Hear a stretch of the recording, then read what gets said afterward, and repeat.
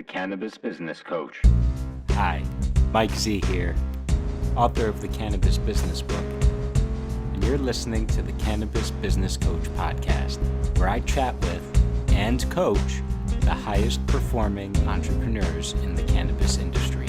Hi, Mike Z is. Hi, Mike Z is. Hi, Mike Z is the Cannabis Business Coach.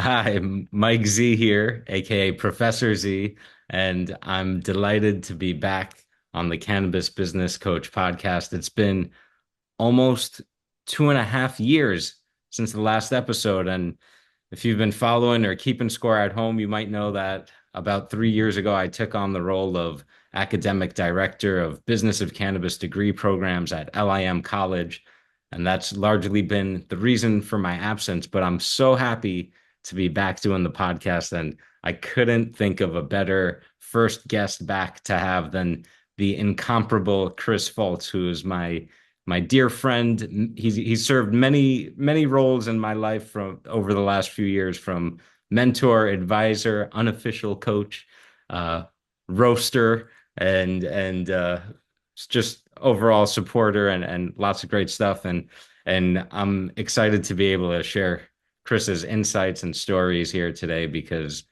like I said, he's one of a kind. So before I introduce Chris, who is the managing director of responsible.com and the global entrepreneur in residence at Founder Institute, which is one of the world's largest startup accelerator programs.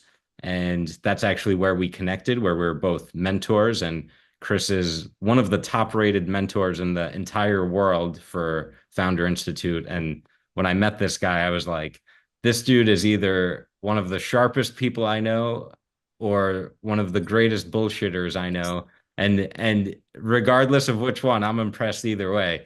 And after I did a little more diligence and got to know Chris, got to work with him over a couple of different projects over the years, I can say with confidence that he's one of the brightest and most generous individuals I've ever met in business. He's got a world of experience, like doing a bunch of crazy things. Like, Chris, your life story should be a movie, and I hope one day it will be, and I could get a cameo. But I without gushing too much over you, I'm gonna turn it over to you to introduce yourself, share whatever you want to say, and then we'll get into the interview. Well, I really don't even know how to follow that intro to me. I mean, it's so kind, Mike. I got to say, I've been on a lot of podcasts and interviews, but as you know, from the very beginning, I wanted to spend time with you on your shows, right? So thank you so much for having me come. I've spent a lot of years working in cannabis and startups, but I got to say, you're pretty much one of my favorite people in that space. And, you may not necessarily understand why, right? Like sometimes you're like, well, why do you do this? Why do you help me with that? And it's because I've seen you help this industry, the cannabis industry, although I don't work in it, but I've seen you actually do it from a real perspective, right? And I posted on social media earlier today, so many people come to me, they're like, hey, Chris, I've got this disruptive idea. And what I realize is that authenticity is the new disruptive. And I like to surround myself with people that are like this. And you're one of them. I learn from you a lot. People often think that I'm this teacher, right? I actually learn from every single person I'm in the room with. I take the things I've learned from you and use them in other rooms, right? So I'm so honored to be here today in whatever capacity. It seems like I have an endless list of titles. But the title doesn't matter. It's what you do with it every day that matters, right? So thanks for having me on. Look forward to this conversation. Awesome, man. My pleasure. And thank you for the kind words. And yeah, I'm just going to reflect one of the things I heard you say just now, which I love because, as a proud member of the tribe, one of the things they say, the rabbis, the sages say is who is wise? He who learns from everyone. And I think that's something that you've certainly embodied and something that I aspire to as well. And likewise, man, I'm looking forward to whatever we discuss today, because every time I talk to you, I learn something new about you. I learn something new from you, even after all these years of collaborating. So, let's get into it, man. You mentioned that you're not working in the cannabis industry right now. So why don't we take a few steps back? Tell us tell us what you are working on today, and then tell us, some of the work you have done in cannabis, because it certainly Got is it. not insignificant. Well, I guess I'll clarify, right? I'm not working in the day-to-day cannabis trade. I'm focusing on one particular brand in cannabis, quite frankly, and that's 40 Tons, a brand based out of Southern California with a footprint in the New York market. And, people are like, Chris, you've done all these interesting things in cannabis. Why have you kind of stepped away from the industry? And it's not that I stepped away from the industry. It's more that I stepped into a part of the industry I believe in, right? And it's not that I don't believe in the other things, but this is where my passion lies. You see, I've spent my entire life with that word. Like, what is my passion? I've chased all these different passions, and a lot of it's panned out, a lot of it hasn't. But, then I had to think, and what is my purpose, right? And there's a big difference there between passion and purpose. And what I love about 40 Tons is that it's a brand that's built on the back of restorative justice, right? Here's people that literally were sent to prison, life in prison, for trafficking 40 tons of cannabis, right? That's where the name comes from. For those of you that don't know, that's where 40 Tons comes from. And when one of them got a pardon after a long battle, they're like, what can we do here? And the first thing they thought of is, well, how can we change the life for other people? Now, that's the type of brands I want to work with, right? It wasn't about, how can we make a bunch of money? It was about what can we do when we have money to help people. In the cannabis industry, I actually first started, in we'll call it the legacy industry, is what they call it, which means I sold drugs. Right. I sold drugs in college, for lack of better terms. And, at the end of the day, it was one of these things that cannabis really changed my life socially. Right. I remember the first time I actually, smoked weed, or whatever we say nowadays, was when I was in college for real. I mean, I did it once in high school, but then immediately it opened up this whole other room of people to talk to, right? And these are some of the most creative, like arms open. I came from Republican Party politics, right? So the opposite of Republican Party politics at the time was the cannabis industry, right? The complete opposite. And, I've gone through some ups and downs in my life, as you know. But once I got involved in understanding cannabis, my mother, she was diagnosed with cancer. And my mom spent 35 years in law enforcement, right? So the last person in the world you think that cannabis would be on the radar. And I remember she was really sick. And she asked me one day if I could get her some cannabis, right? She thought it would help. And me being as foolish and cannabis not being available at the time, I rolled her a blunt, Michael. My mother had lung cancer and I rolled her a blunt. And I didn't know any other way to do this, right? I didn't have any pipes or anything. It wasn't accessible. And I sat out right there and I said, oh my gosh, if my mom has asked me for this near her death and all that, like, I got to try to do something different in this industry one day. So ultimately, I moved out to Nevada from the great state of Illinois and got involved in the cannabis industry there, first on the plant touching side. I was involved in medical license, recreational license, did all of their mother plants, did all the research, so on and so forth. And it was a really amazing experience. But then businesses oftentimes fail. There was a dispute between the owners of the company, right? So here I'm across the country in Nevada and in the middle of nowhere in the desert, about ready to open a cannabis brand that now was stopped because of a dispute inside the brands. And this often happens. And oftentimes people don't realize the collateral damage that comes from this.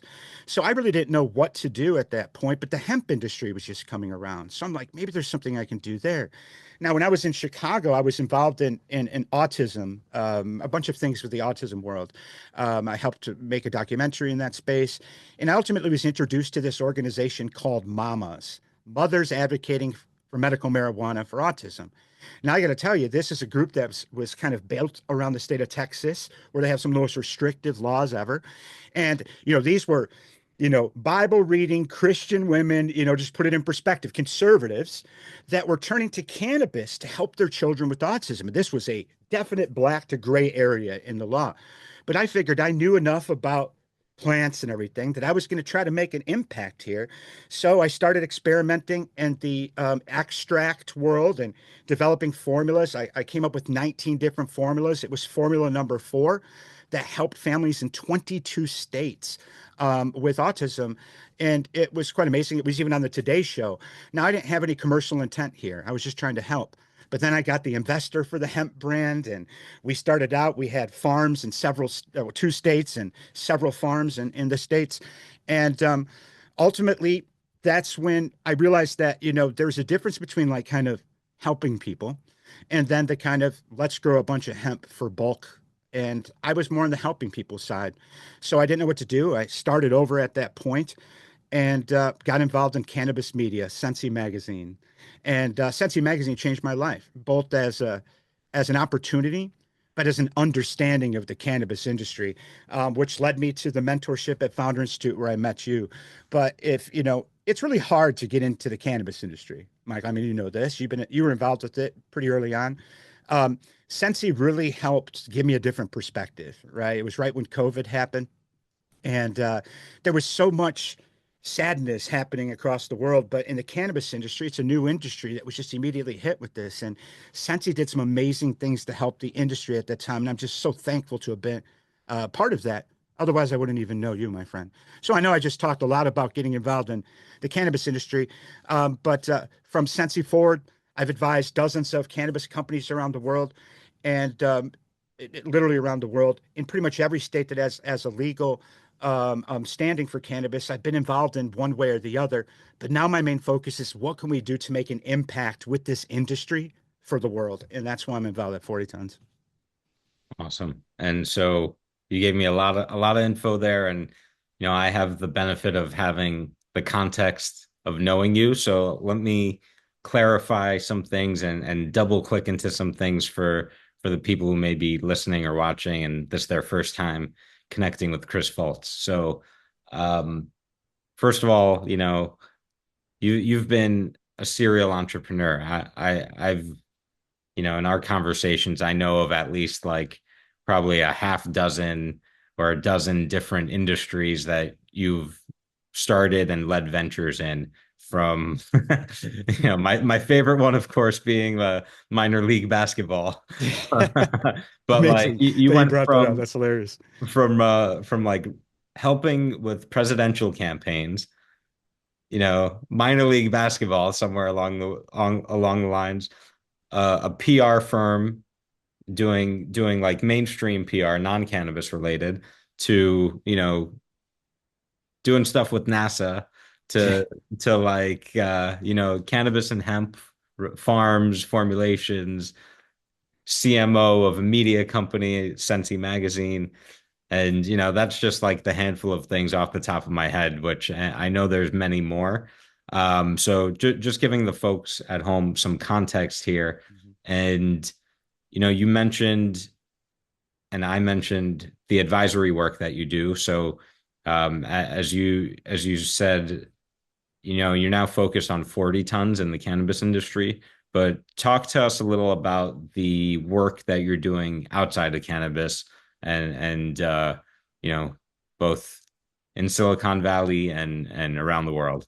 I probably had an identity crisis for most of my life. And if you look at my background, you can tell, there's this interesting interview by Dr. Angela Myers, Polymaths in Organizations, where she interviewed me and talked about this. A lot of people like the jack of all trades, master of none type thing that gets put in, and this kind of title that gets put on people. And then I kind of, from a past relationship, was introduced into this polymath world, right? Where there's people out there that were kind of like me, didn't have to make excuses, I guess, for being in all these different things. I can tell you, what I love more than anything in my life is the perspectives I get from human beings, right? And I've been in all of these different industries, but the one thing that's been consistent in all of it is being able to work with these dynamic individuals. And everybody has kind of like their different view. If you were to go ask 10 people, what does Chris Foltz do? And I was one of them, they'd all get a different answer, right? And it's one of those things where I really care about the prospects of humanity. Right. I think that's the kind of cardinal thing to my life. And, what does that mean? You see, I believe in people. I spent a lot of time working in technology, in my role in Silicon Valley, for instance, at Founder Institute.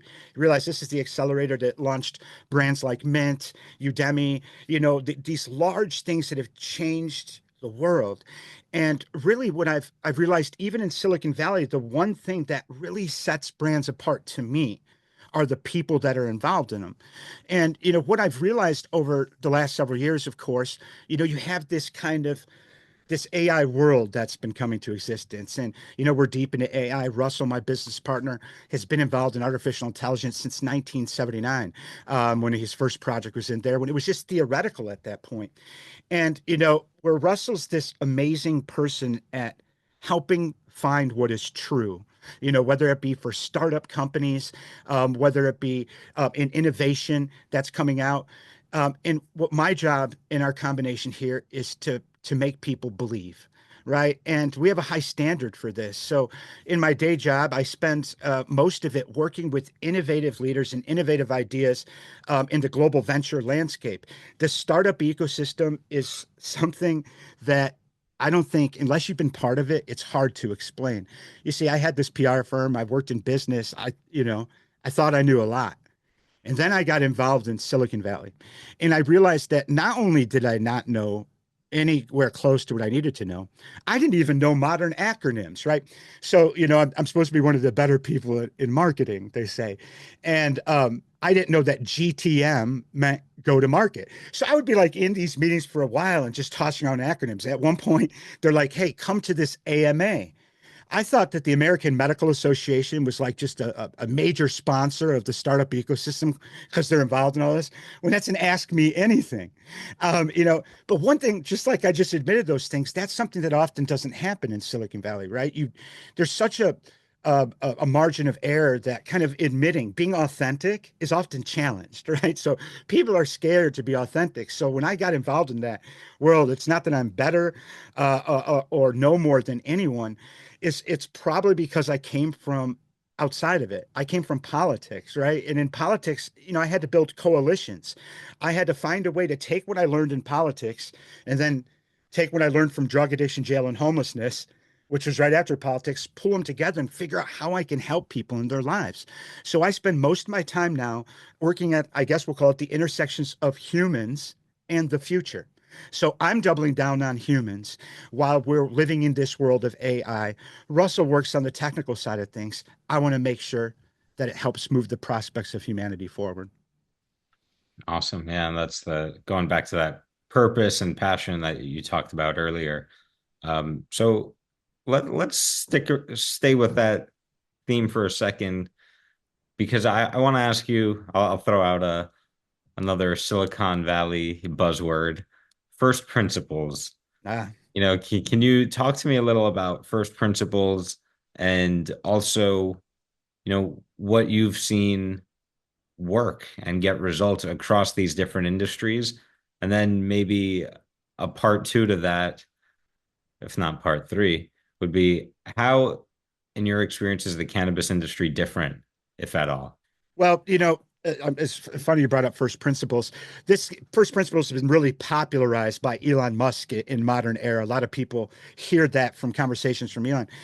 Founder Institute was started in 2009 by Adeo Ressi as one of the co-founders of this. This was Elon Musk's college roommate, best friend for many years. Matter of fact, the lore of when Elon went to start SpaceX and they needed to find a rocket and ultimately to do a test. So Adeo and Elon went overseas and tried to purchase an ICBM, an intercontinental ballistic missile that was deserviced to use for SpaceX, right?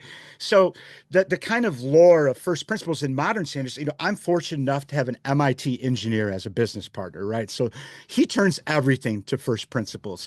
The idea of first principles is taking something, a lot of things in life are complicated, right? Russell's the master of complicated things. Then there's this different class, complex things. That's what I master.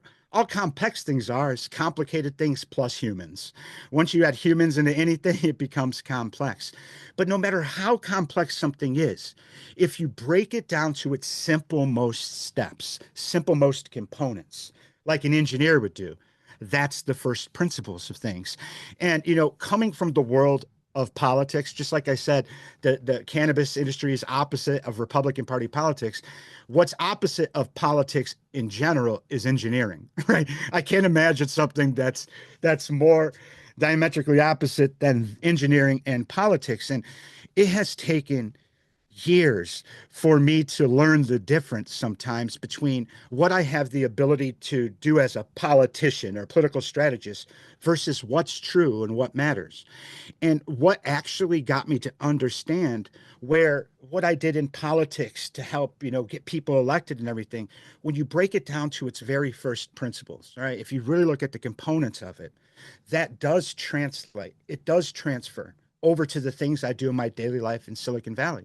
When you're dealing with companies and everything, a lot of people have these elaborate problem statements and these elaborate solution statements. And oftentimes the complexity of the way that they need to explain it is where they lose. Because at the very first principles level of everything, you're solving a problem for people. Use enough people for it to matter, where if you launched a solution, you could gain the market share and grow and make it better, is a very basic premise that can be applied to everything. Now, interestingly enough, you brought the cannabis industry up. And I think there's just a general misunderstanding of the word startup across different ecosystems. So if you go to somebody that works in like the Silicon Valley landscape and you say a startup, it's a very particular thing. To them, it is a hyper growth company, usually a software as service, something that eventually you put money in, you grow it, you scale it, you go public, you exit. It's the kind of general philosophy.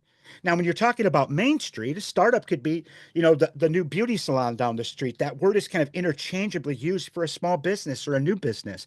And the only reason I bring it up, because I think it brings an element of confusion to people. So we met at a cannabis accelerator that was built around Silicon Valley, San Francisco's Founder Institute program. And the challenges are that a lot of cannabis companies are brick and mortar, right? They're selling a physical product, right? There's a different margin of validity. There's a different margin of success metrics that come from those types of businesses versus startups. So one of the biggest challenges, and I guess to some people, advantages that have come into the cannabis industry, is venture capital funding. Venture capital funding has historically done the Silicon Valley definition of startups. You have an assumed level of risk. You put money in a certain position, these numbers go up. To be honest, in that world, it's not even about the profitability of the company. How the investors make their money is the value that they purchased their shares at, the value of the company, and where it ends up when they're able to sell their shares, or when there is what we'd call a liquidity event in a brand. In cannabis, whole different ballgame. These businesses are transacting on Main Street. There's money coming in and out every single month. A different standard, a somewhat higher standard to me, but something that you can actually conceptualize much easier than you can in a startup universe. So there's definitely differences in there. And for all the cannabis brands that are out there, it's like, hey, I got to get VC funding. You need to realize there's a different set of rules, and it may not be the standards that you wish as a brand to comply with. It may be against your principles, first or otherwise. Yeah, awesome. That's something that I think is worth emphasizing, that, just because you have a new business or a young business or whatever, it doesn't mean that it's going to fit into the Silicon Valley startup model. And especially in cannabis, if you're plant touching, then, kind of by definition, you really are not going to be that rapid growth, super scalable entity that a software company can be, because you're limited by physical nature. One of the biggest things, that people need to be aware of is that Silicon Valley type investors, venture capital firms and all this, they generally invest in companies that are incorporated in the state of Delaware. Now, the where this comes to be a challenge for license holding companies in cannabis is you're incorporated in the state you're licensed in. I mean, that's generally a requirement. Matter of fact, oftentimes they may have restrictions on holding companies or any other apparatus. So people be like, oh, well, why would I have to incorporate in Delaware? You see, the Delaware courts were kind of set up in a perfect way for those type of investors. There's generally two reasons why most companies in America, but certainly Silicon Valley or venture-backed companies are based in Delaware. The first one is that for the investors, they don't have to kind of ride the ups and downs on your profit and loss statement like they would in other states. More or less, they deal with the taxing of it when they actually have the liquidation or the liquidity event with the shares, right? So it's easier bookkeeping. But more importantly, for companies that are based in Delaware, very interesting state. They have a very special court system just for businesses there. That is the main business in Delaware is businesses. 24-hour a days, their office is open dealing with this. And what they have built into the state of Delaware is a level of shareholder protection that's higher than anywhere else. So, as a shareholder to a company, if I believe that the things are not going right in the company, you can create that uprising, remove the leaders from the company, and take that company over. And under Delaware law, they have a requirement that all companies need to seek the profits for shareholders, right? So the moment that the question is, if you have a big social impact idea, you may not be in the best position to be a Delaware company. You may be better organized as a social enterprise in a state like that. And these are the tough things that actually confuse cannabis owners because they think, they don't necessarily understand it, and it wastes time for them, and time is pretty much the most valuable commodity on earth. Absolutely. And yeah, that's great that you bring that up, because these governance issues that in other industries, in more mainstream established industries, you likely wouldn't have to think twice about. You could just fairly safely assume that it's going to be business as usual, is certainly not true in cannabis. And, it's one of the reasons I always advise people, if you're new to this industry, work with an attorney and accountant who are not new to this industry, who know the ins and outs, or have an advisor, a coach, or someone who can, save you the time, money, frustration associated with overlooking some of these things. But as I'm sure you know better than I do, there's a million of these, potential. There's a lot of pitfalls and barriers that Pitfalls. people There can you go. face, right? That's the one. And you brought up a good point, right? There's attorneys, there's compliance people as well, right? So the compliance aspect of it is in a whole different category. It's a regulated industry, which means when you mess something up, you fall harder and you fall faster, and I've seen some of the greatest brands fail because of a compliance thing. I'm talking great leaders that just didn't understand something, because it's, now what you're seeing in the cannabis industry a lot is, we'll call them the corporate people coming in, right? And I don't necessarily have an opinion on this per se. I mean, I do believe in Main Street tremendously, but what I remember one time I was in a meeting with one of the most well-known cannabis brands, and it's an ancillary service, but I'm gonna stay nameless on it. And they had just brought in their new CMO. And I was just in a meeting at the time with Tommy Chong, Cheech and Chong, Tommy Chong. And it was a Sensi time. And then I had mentioned that in the meeting I went in with this new corporate leader of a newly private equity backed company that's very well known. And I brought it up. She's like, "Oh, I love his underwear line." Now, she confused Tommy Chong with perhaps Tommy Hilfiger or something else. I have no idea. But what it immediately made me realize is that some of the brightest business minds, may have the Wharton MBAs, whatever the situation is. They're coming into the cannabis industry. They've had a lot of success in, let's say, consumer packaged goods and some of the greatest brands on earth. But it's not all skills are transferable in the cannabis industry. There's a different soul to the cannabis industry as well, because you have these different layers, and you have these people, that's almost two extremes. You have these people that come from the corporate world, never even seen cannabis in real form, in real life, and I'm not saying that for all of them, and it's certainly not negging them. Then you have these people that come from the legacy industry, which is a completely different set of rules that's set by a different set of people. And then somewhere in between, is probably the sweet spot. But there's not that many industries that even have that possibility to have such unique people in it. Absolutely. And, I'm glad you touched on that, because that's part of the inspiration behind LIM College's cannabis degree programs. Is we want to equip our students with not only the fundamental business knowledge that is transferable from industry to industry, because, the laws of accounting and economics are fairly consistent, although, of course, in cannabis, we know there are a lot of accounting exceptions thanks to 280E and the federally illegal status. But also, you need to have that cannabis-specific plant knowledge of, what are terpenes? How do you grow the plant? What are the margins on producing it? All these nuances that even if you've done CPG or supplements or alcohol or one of these somewhat adjacent comparable goods, it's not going to transfer. It's not going to give you the full picture of what you need in cannabis. I want to ask you something, Chris, because there's something you said that tickled me, and I want to just check on it because you mentioned how when you started, the cannabis industry and the Republican Party were like polar opposites.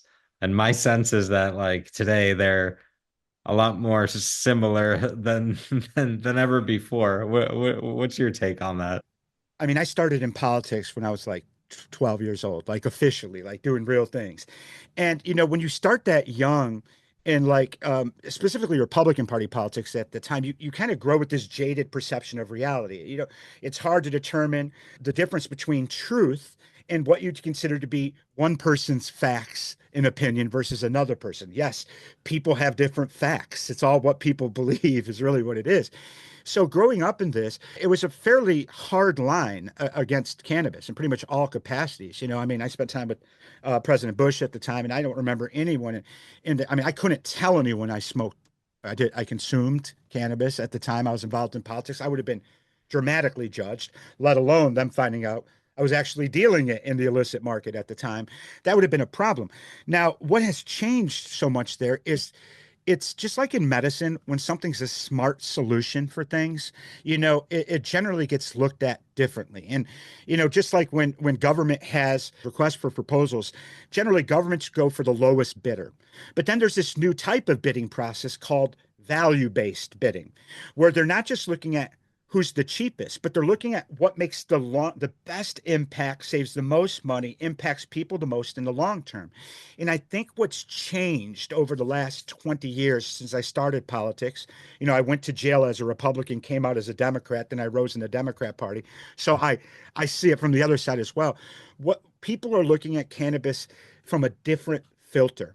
They know that it medically helps many people, right? At least it cuts down symptoms, saves lives, stop people from opiate addictions, or at least helps in that capacity, gives people hope, which can be measured, right? Hope can be measured too.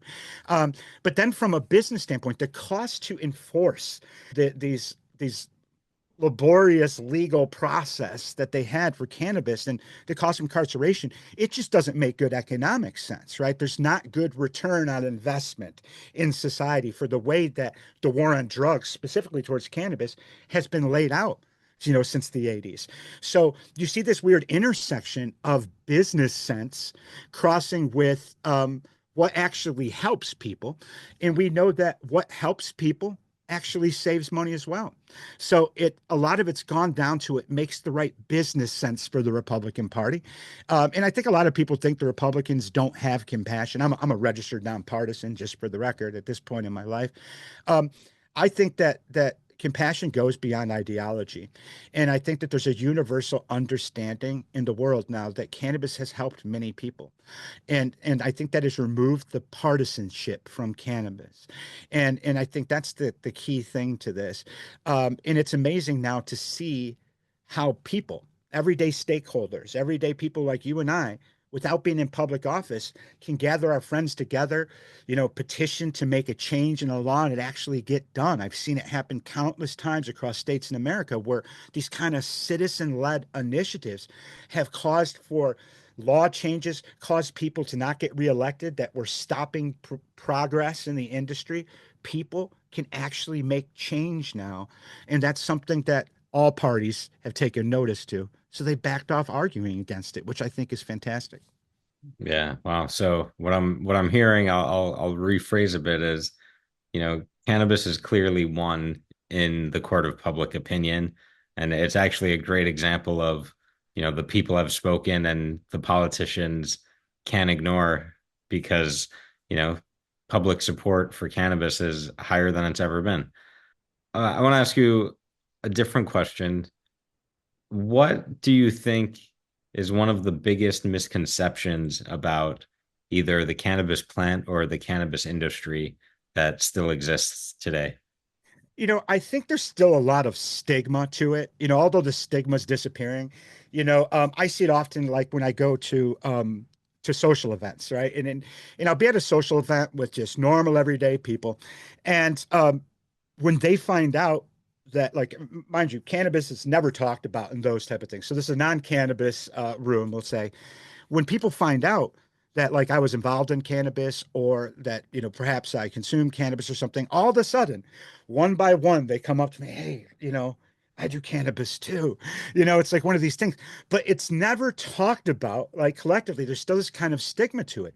And, I mean, I learned a lot about dismissing stigma when I was working with Mamas, that organization. Again, I couldn't emphasize enough that, you're talking about conservative moms here, right? The last people that would be going for something that seems to be outside the box, but they champion so much for the industry. Heck, it was their members that were featured in Sanjay Gupta's specials on cannabis, that were seminal CNN specials that really kind of started the process of changing that stigma. And what I can say on this is that, I think sometimes people still think it's cannabis is kids smoking weed out by the baseball field, like that happened in the 80s, kind of sneaking out in the back, and I also think that there's a misconception for people that are consumers when they think that cannabis will help everyone. I'm generally one of these people, like, if somebody's not consumed it before, I'm like, hey, let's hang out, right? And I've come to realize that to not push that, not push when somebody doesn't want it, it's not for them. I take my evangelism of the plant elsewhere.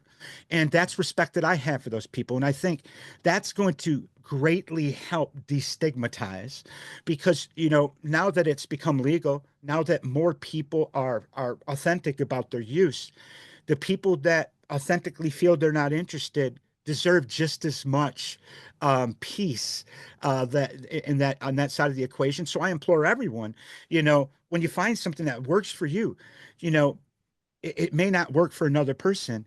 And you're no less an advocate for the plant or the industry by knowing that, and moving on, and letting the person be. And I've had to learn that, right? And I'm glad that I did.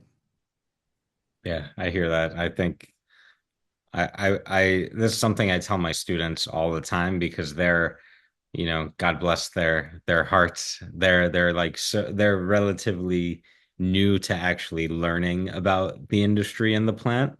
And one thing, we cover pretty early on is the endocannabinoid system, and the biology behind why does this actually have this therapeutic effect for so many different conditions. But, after I give them that, I have to, and I really emphasize it a lot, that it's not without harm, and it's not for everyone, and it's not a panacea, and it's not, just risk-free or any of that stuff, which is, I'm not trying to be a Debbie Downer or any of that, but, I think the industry, for a lot of reasons that we don't have to dive into, always sings the praises of cannabis, which, we're advocates. That's kind of in the DNA of the industry, and I'm not knocking that. I consider myself a, cannabis evangelist, cannabis rabbi of sorts. But I think in order to be responsible and to share the truth, we have to, give both sides of the equation, that cannabis is not always risk-free, and especially if it's, cannabis that hasn't been created with safety standards, with by knowledgeable, well-intentioned people, that, there's a million ways to adulterate or to kind of make the plant harmful or less safe. So, I hear you on that. But on the stigma thing, I will share just a different perspective of something that I've seen a couple of times, which is like, certainly the stigma is real and still exists in a lot of ways, but there's this opposite phenomenon that I always cracks me up, and I love it, but it always surprises me. It sneaks up on me. And it even happened recently in Founder Institute, where I was mentoring a couple of founders, and they were like really sharp, successful guys who had sold their previous ventures and had come from private equity and were like really intelligent, successful, established. I was impressed by these guys. I thought like they should be mentoring me, you know? Mhm. And yet they were so I don't know what the word is, like respectful or appreciative of or like impressed by or whatever of my cannabis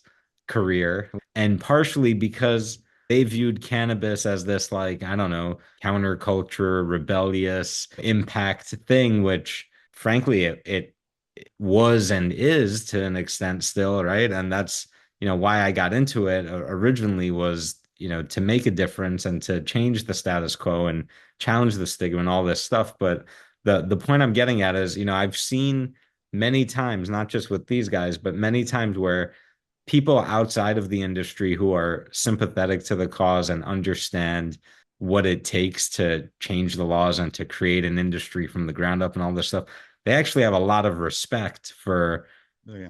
people who work in the industry who have built something in the industry because they know that it was a labor of love and that it was not without sacrifice and stigma and challenges. So, it's always nice for me to see that other side of things too. When a couple years back, I was so honored to be named to the Institute for Real Growth's IRG 100. Now, this is like a list of the leading CMOs. The standards to be in that room is, we're talking about the largest companies in the world on this list of 100 global CMOs that get picked each year. Companies like Ford, Nissan, Unilever, Facebook. These are the type of companies. And I was chosen to be on this IRG 100 list. Now, I could tell you, I never had more imposter syndrome in my life going into the room. And I was the first person ever selected that's from the cannabis industry and the startup world for that matter, but from the cannabis industry specific. And I remember when I was going into this, first I tried to talk them out, like, why are you picking me? Right. But, and, I don't have this experience set. I haven't done this thing, whatever. And they said, the reason why we picked you is because you do have a different perspective, right? You come from a different perspective. We want to understand the cannabis industry more. We want to understand.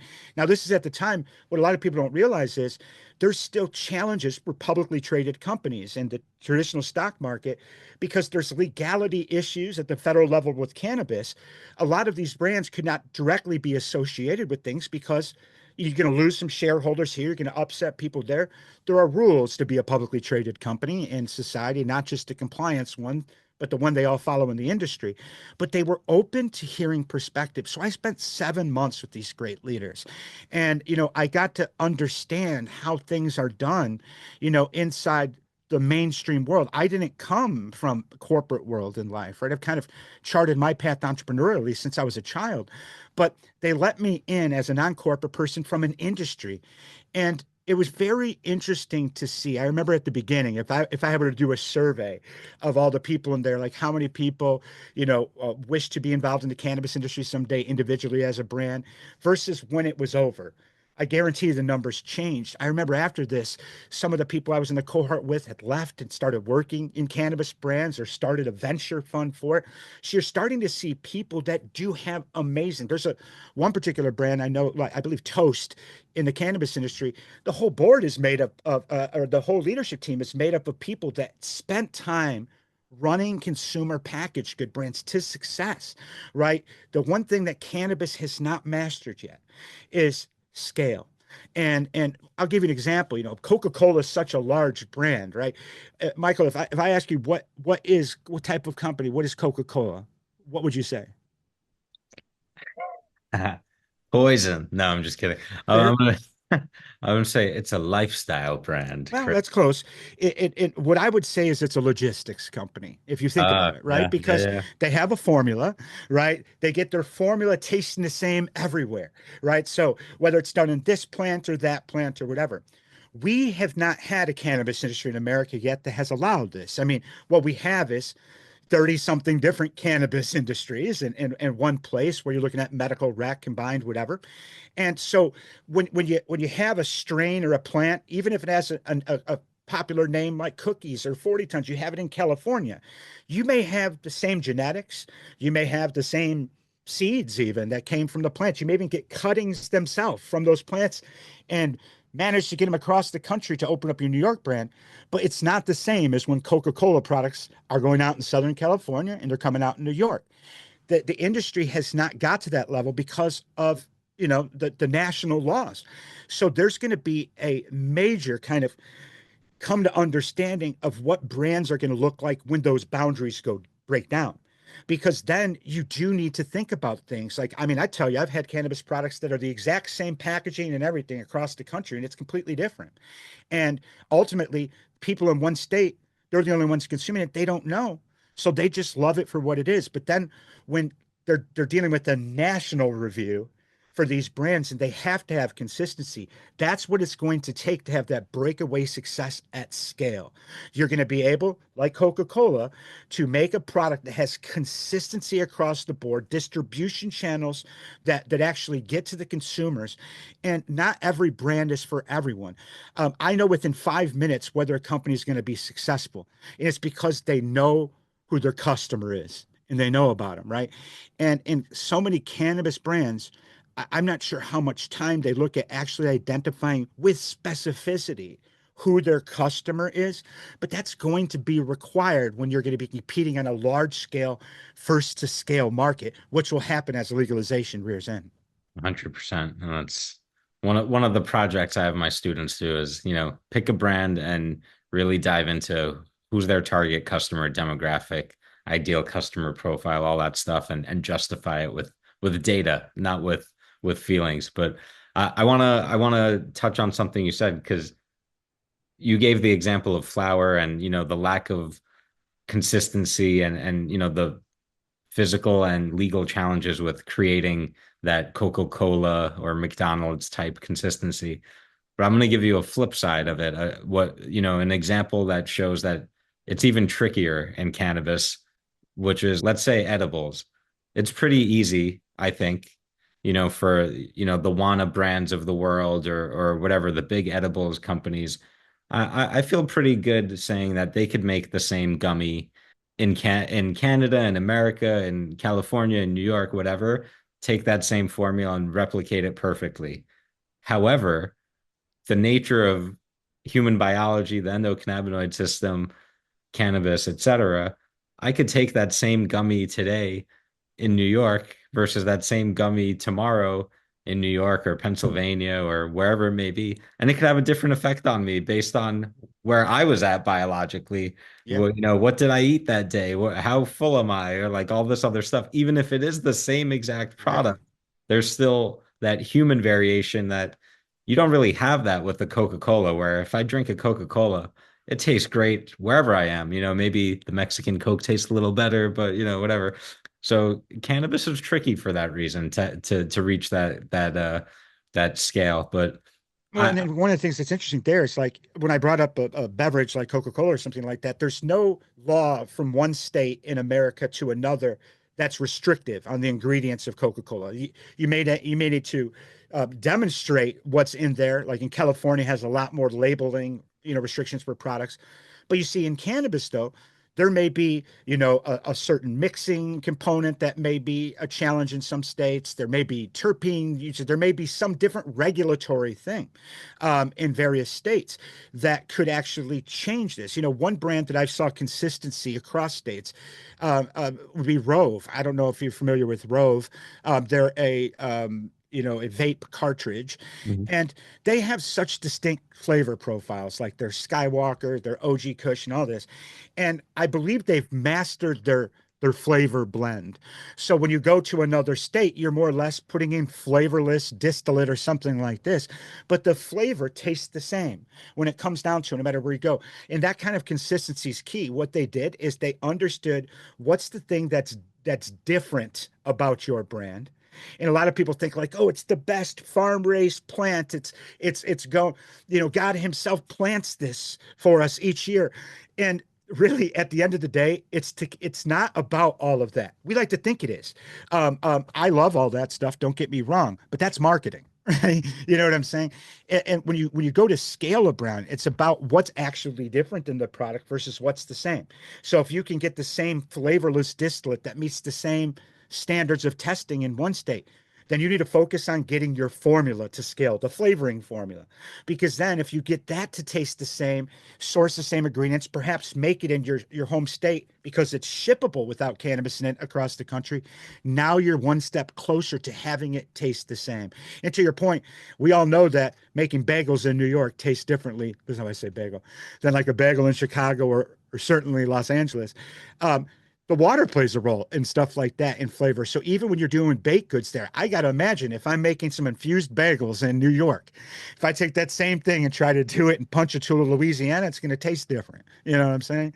So yeah, I do like your perspective on that for sure.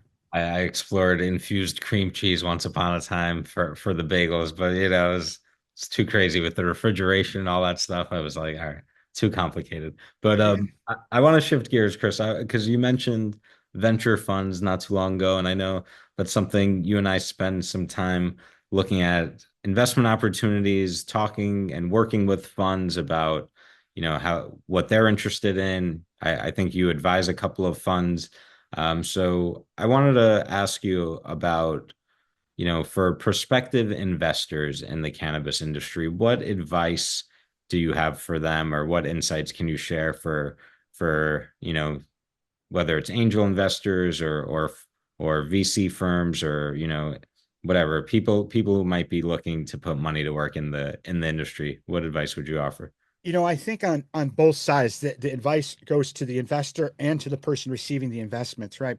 Not all investments are the same, right? And I'm not talking about statistically, but it's about having investor investee fit. If you don't actually gel with the investor or you don't gel with the humans who are receiving the money, you're going to have problems. Okay, I can just tell you that it doesn't matter how well things go business wise, it's still a human to human relationship early stage in brands, especially as an angel investor. Angel investors have the most risk. They are investing at times that you haven't proven yourself in the market yet often, or if you have, you've only proven yourself to limited extent. When it comes down to investment, people ask, is it too late to invest in the cannabis industry? Well, it depends on what part of the cannabis industry. First of all, there's never an answer, it's too late or not. What I will say is there's a lot of investors that need to get their returns out before you'll get your return out if you invest now, right? So it's not that it's too late. You have to take into consideration that. Oftentimes when brands invest, they don't allow the investment to be pulled out for X amount of years. And these horizons keep hitting us, right, each year. You see a lot more of people looking at the retail investments into cannabis. I have not really seen retail performance that would encourage me to say that is the right way to go. What it really is it's about brands now, because there's going to be only a few companies that really get the logistics down pat, in my opinion, right? Just like you have some of these MSOs or some of these brands like that, they've already got an infrastructure. The companies that have been doing national hemp work, if they have any intentions to be a logistics brand for when THC brands become legal federally, they've already got that kind of supply chain put into place. So I would look for companies that are going to help make the transition from not legal federally to legal federally. The ones that help facilitate the gaps in that arena is probably the smartest investment in the space, logistics and things like that. Now, people are like, well, what about media companies? What about events? What about this, that, and the other? These are all things that are dictated by the market, right? These are things that cost money. This is disposable money for brands. When disposable money's down, they spend less advertising. They spend less doing events. It's very simple. So are those the best investments? I don't know, right? I'm saying it's got a double risk. It's risky in the real world. Not that cannabis isn't real, but it's risky in the mainstream.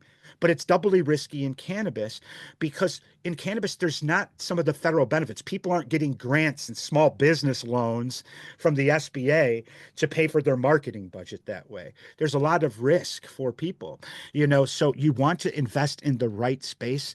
My guess is it's the ones that eliminate barriers for the rest of the brands is the smartest place to invest in this space. Also, there's new things in banking. There are some proper Silicon Valley type investments in the cannabis space. Again, different type of investment. It doesn't matter if the brand's called Cannabis Inc. If it's a Silicon Valley company and it's a software, whether it's helping people do banking transactions or whatever. that may be a sector worth looking at as well. The one thing that you want to look at is this. It's hard to get beyond aspirational statements in people's decks, right? I mean, I've read some in cannabis, some of the most lofty statements ever, right? Like, we're going to change the world with the plant.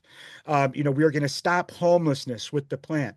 We're going to end world hunger with cannabis plants. I've literally, these are statements I've seen. Okay. And I'm not saying that's not possible. What I'm saying is it's not probable in the short term, right? Investors, biggest thing that's risk for them is time. Okay. So what you want to do when you start approaching investors, stop thinking about everything you can say to get them to say yes, which is what most people do. Let me say this hyperbolic statement here. Let me do this there. It's about saying the things that are hard for them to say no to and focusing in there. And that starts with de-risking your investment, not making it sound better, making it less risky. Good team that have done this before, have shown success in the past, proving that you understand who your customer is. You've done pilots. You've got 1,000 investor interviews. People often ask me, Chris, should I focus on investments? Should I focus on getting customers? 9 out of 10 times the answer is focus on getting customers, right? Because if you can't prove that you've got customers, better yet, that you can service your customers with the product that they like, then you are the riskiest thing in town as a brick and mortar company.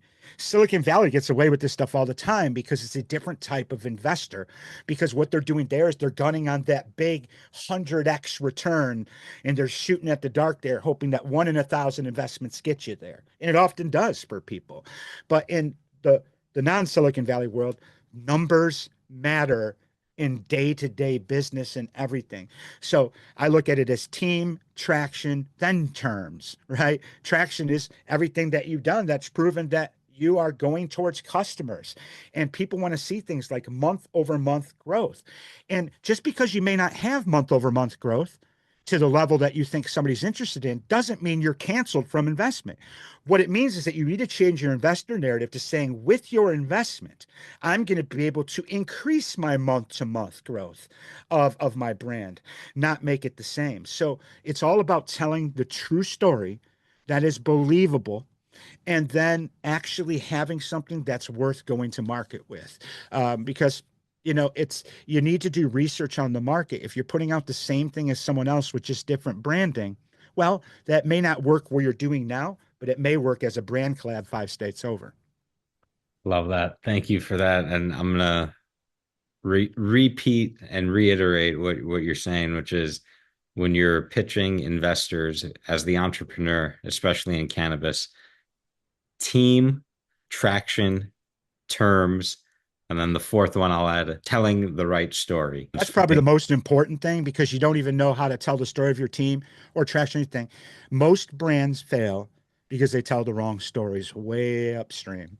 So, it's funny because I saw, I think it was earlier today or yesterday, a quote from Gary Vee that said storytelling is the most important skill in business, which I meant to share that with you, not even on the podcast, just offline, just to get your take on it. But it sounds like you might agree with that. And before I turn it over to you, I just I'll tell a quick story, which is the stuff that you just said about, especially about investors trying to de-risk their investments and looking for the reasons to say no, and perhaps most importantly, that time is their greatest asset or risk or cost, depending on how you want to tell that story.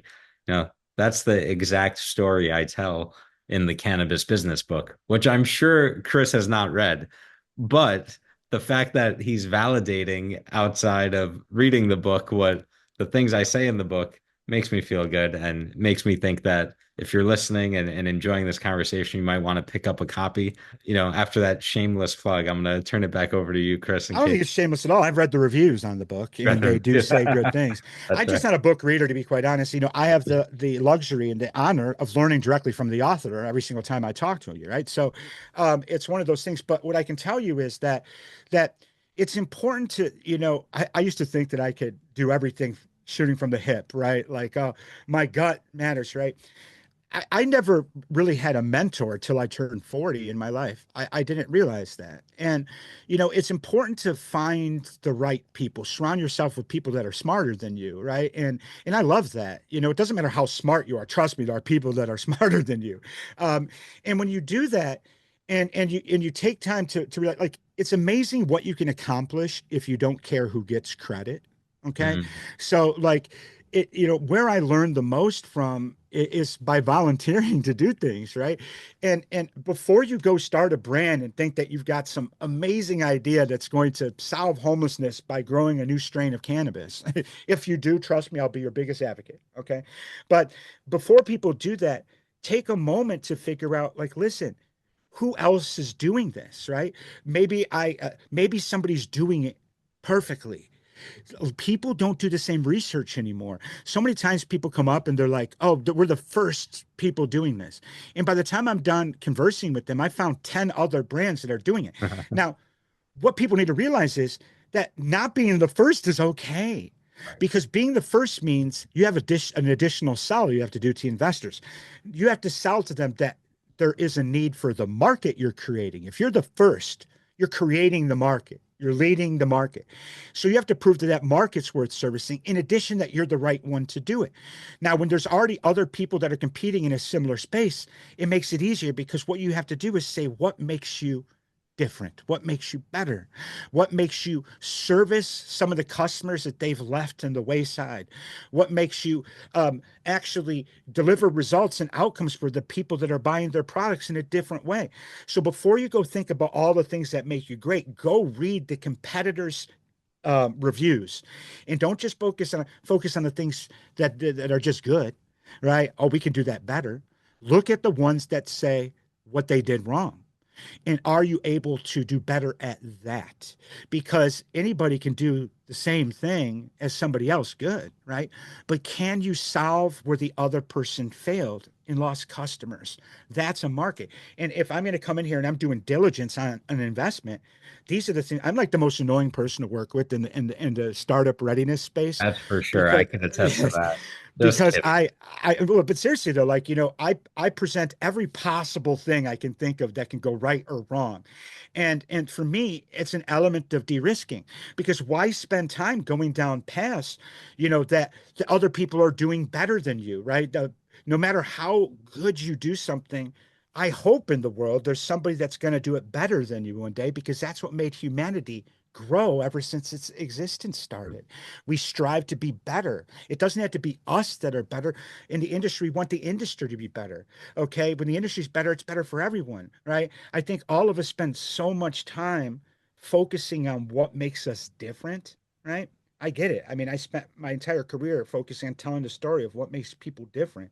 But if we take just as much time, maybe even more, trying to find the things that make us sane as other people, as other brands, as whatever, there's going to be a lot more answers in there. Take the time that finds what makes you the same as your customers, what makes you the same as your competitors. Once you understand that, then you have the right position to say, all right, here's what can make me different. Mm. Well, I'm gonna just highlight one thing that you said that I think is profound, of many things, but you said it's amazing what you could accomplish if you don't care who gets credit. And I think that's really almost the essence of servant leadership and being of service, is the first principle of just add value, right? Just make things better. And it doesn't matter, whether you get the credit for it or the recognition, because all that stuff is really kind of the ego status stuff, which, not that there's anything wrong with that, but at the end of the day, that's not really what makes a difference. I want to ask you, Chris, is there anything that we haven't covered that you want to touch on before we wrap up? I think one of the biggest things that I've seen, and I've been able to help people with in the startup world, is when it comes down to storytelling. We've all had different backgrounds, different experiences in our life. And I've had a lot of successes, right? Probably one more success than failure, right? That's how you always know you're moving forward. But it wasn't all the things in my life that I learned from the successes that I found out matters the most to people, right? It's what I've learned from the times I've failed. And I've also learned, and you can see in any of the videos or interviews that are about me on TV or whatever, I talk about my failures a lot. And it's not that I'm over here trying to say, hey, listen, look at me, look at all these failures. It's because I hope that people learn from them, right?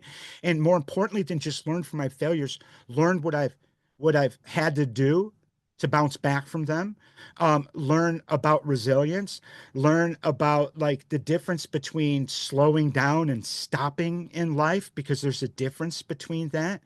And I think the two most important things that have always kind of kept me grounded, and every time I veer away from has caused me problem, was first, I tried to never forget where I came from, right? Now, people like to say this, right? It's not just about the block you grew up on or something like that. It's about, inside, right? Why you set out to do something. I think that every single day you should ask yourself, like, am I remembering where I came from? But once you actually do that, you need to ask yourself every day, am, am I seeing clearly where I intend to go? Right? There, you can't get where you're going without knowing where you came from and where you're at today. But you can't lose sight of where you're going. Like the rocks will come falling, there's tons of obstacles that happen, but perseverance is something that is a skill that can be taught. Right. People need to have a lot of self-compassion in the cannabis, in all industries for that matter. But I tell you that the skill sets that you have of overcoming things early in your life, they play such a role in how you're able to be an entrepreneur. I believe a lot of people have the ability to take entrepreneurial skills and actually change their life in a positive way. So that's really what I'm focusing my attention on now, is how can I help the leaders actually get the goals that they've wanted, at the same time is helping the actual brand, a business launch in a way that changes the world. There are rules to changing the world, but it starts with not forgetting where you came from, not losing sight of where you're going, and certainly taking time to find out what makes you the same versus talking all about what makes you different. Beautiful. So, Chris, before I let you go, I don't want to shortchange you. I don't want you to accuse me later of, not giving you the full experience. So, as you know, on the show, we have the opportunity to shift gears and, you know, see me put my coaching hat on and offer you some quick support on, some business challenge, business buzzkill, or roadblock or barrier that you may be experiencing. So I wanted to offer you the opportunity if you wanted to go into one of those things. And if not, that's totally fine too. No, I think, honestly, Michael, I think you're a phenomenal coach at what you do. And I think what makes you different than many people is that you think about the human as well, right? Coaches generally think about the human, and then you see this kind of gap where they may not understand an industry. That, they understand how to get somebody to peak performance. They understand how to help them set goals and everything. But sometimes there's a stopgap when the person doesn't necessarily understand the industry that the person's working in. And I love that about you. But I guess I have a question to you more than anything. What do you think is the most important quality for success in, for people having breakthroughs? What would you say is the formula to a breakthrough? Mm, love that question. Okay. So my first thought is, Tony Robbins, he has written and spoke on this a bunch. So my first instinct would be, rather than reinventing the wheel, let's see what Tony says, because I'm sure he's got that formula down to a science. And this is the Tony Robbins answer. I'll give you the Tony Robbins answer, then I'll give you the Mike Z answer.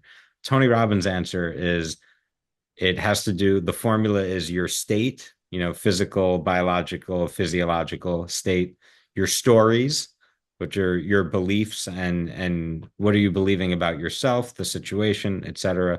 And then 3, the strategies. What are you doing about it? So his formula would be, you play with those 3 things. Try to get the person into a better physiological state, because if often if you need a breakthrough, it means you're stuck, right? Or you're in a rut. So if you could just energetically get a person feeling inspired, optimistic, energized, that's already a breakthrough, whether they recognize it or not. The second level, the stories are probably more important because they influence the state and the strategies. And so, we're back to Gary V, storytelling, perhaps the number one skill in business. The stories, what are you believing about yourself? What are you believing about the situation? Are you hopeless? Are you beating yourself up? Are you letting some trauma or limiting belief define you? So unpacking those stories, discovering and acknowledging whatever that harmful story might be, recognizing it, leaning into it, being curious, exploring, and then setting it aside and saying, hey, what are the other possibilities here? What's another story? What's a better story? And then the strategy is, that will generally kind of flow naturally. If you could get a different story in different state, the person will often know exactly what they need to do.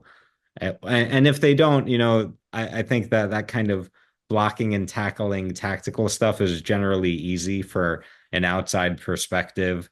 Like someone's like, hey, I want to, lose some weight. Okay, great. Diet and exercise. It's not, a lot of these problems aren't like splitting the atom.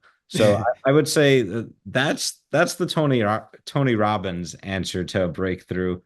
And the Mike Z answer would probably be, hey, if Tony says that, it's got to work. So let's try that. Well, and you're right. And I think that oftentimes that's what happens, including myself, right? I think that, um, I've been stuck many, many times in my life. And I've realized that, one of my biggest fears is the cure to cancer or something, the cure to homelessness is going to die on some boardroom floor in Silicon Valley because of some human problem or a lack of good communication between certain people or people not being empathetic, right? So I'm dedicating the rest of my life, however long I'm given the graces of being on this planet, towards the prospects of humanity in helping people actually get to breakthroughs and basically being there when they need it, the refresher, because I believe that people can become their own motivators in so many different ways. You see, to me, I'm almost unmotivatable. Where I get my motivation is through inspiration, and I become self-motivating. So I'm dedicated and committed to figuring out how to help people become self-motivated, because with that, then they become strong breakthrough engines. And I'd love for you to come and join us on this pursuit to help humanity this 7 year and figuring out how we can do some sort of unique twist on coaching, some sort of blend of coaching and advising where it's not so much focused on those words, it's more focused on the outcomes for people. Mm. And that's what I care about. When I say I believe in the prospects of humanity, I believe the solutions come for them as well. So I'd love for you to come and help us with this coming into 2025. I think we can do something to help a lot of people. For sure. I'm with it. I love the mission. I love that purpose. That's why, when I got into coaching and even when I got into cannabis, it was also the inspiration for me was to help people become their best selves, their highest selves, or whatever. That's pun intended, of course. And I'm thinking about it more like how I would sincerely answer the question without giving you the Tony Robbins answer. But the reality is, it's kind of the same answer, just a different story, right? I would say it starts with acknowledging that you want a breakthrough or that there is a gap, right? That you're dissatisfied with where you are right now, or you're stuck or whatever. Acknowledging that is probably step one. And step two is taking, literally any action, even the smallest possible action. It's something I've started playing with recently in my coaching work, where often I would give people stretch goals. Oh, you want to do this and that, and you're an achiever. Because a lot of the people I work with, they're high achievers, right? They're motivated, they have big goals, they're successful, they're ambitious. So I would give them the stretch goal, go challenge yourself to, whatever. I've recently flipped it and started giving people like, what's the tiniest slam dunk, like for sure you will accomplish this goal that you could set in making progress towards your goal? Because then it becomes like, oh, okay, like I have absolute confidence. Of course, I'll go take this baby step. But, often that's all you need, especially if you're already like a relatively skilled, motivated, disciplined person. It's just getting unstuck. It could be just a teeny step, a little nudge, right? So it could be like, what is the for sure win that you can go get today? Oh, okay, I'm gonna sign up for the gym. I'm gonna, reach out to 5 prospects, whatever it may be.